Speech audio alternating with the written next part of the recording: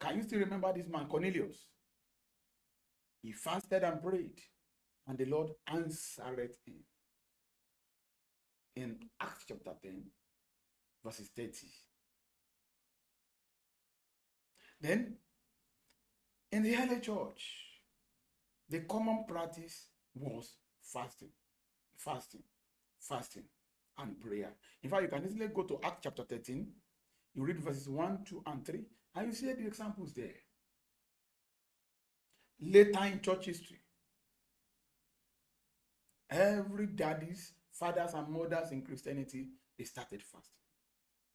So you can see now that fasting is not strange in the Old Testament.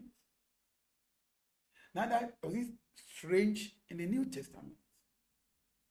Now, let's go.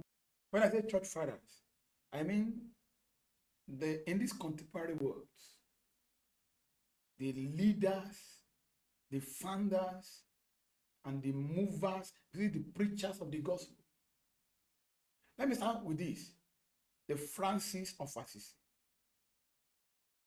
After the Dark Ages, this man came out with gospel life.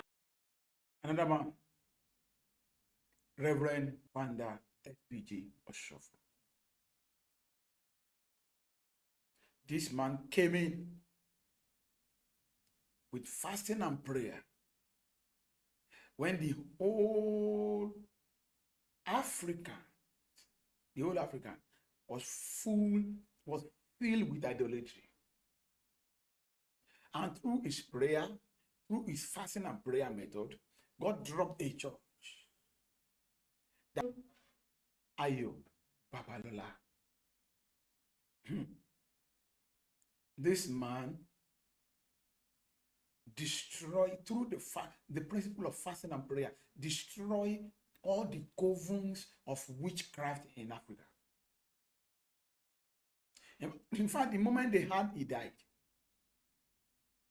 history reveals that the witches and wizards had a party, that troublesome man, another man, Apostle Moses Orimolade. That one is another great to the other. Winning souls, turning people to Christ, asking them the name of the church they want to be attending. And when he got the name, he will go to the church, give the pastor the reverend, because it was stated that he fasted drastically. He fasted drastically. So to the extent that the fasting injured his health, though it was not recommended. No, nobody is recommending that. But mighty work. You see, he was able to do a lot of wonderful things through fasting and prayer.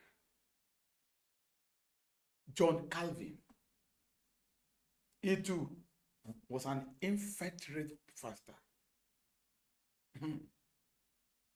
He converted a whole city through fasting and prayer, to the extent that no house in the city of Geneva that did not have a praying person in it. The whole city of Geneva, no house. He made sure that each house has a praying person, a fasting and praying person in it. He was able to do that through fasting and prayer. John Knox, he prayed and fasted until God drove Mary into exile and finally to death.